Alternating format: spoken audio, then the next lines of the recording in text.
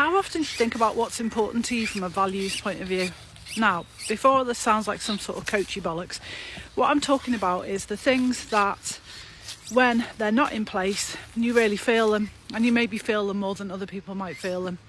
So to give you an example, one of the things that's important to me is clarity. I need to understand what is meant by what people say.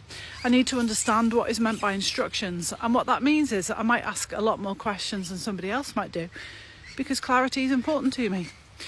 What it also means is if I'm in an environment, let's say a workplace, where there's not a lot of clarity, let's say there's a lot of opaqueness, a bit of a toxic environment where people trade on not having much clarity and keeping people in a state of confusion, I'm not going to do very well there because, as I said, clarity as a value is important to me. One of the reasons that I talk about this is sometimes I work with people that are in jobs and they just cannot work out why they find it so difficult, why they struggle with it so much.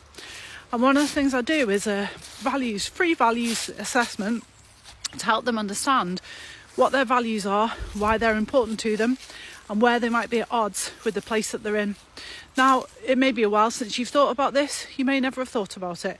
I'll put a free values test in the comments for you to have a go and have a think about how much am I living and working according to my values.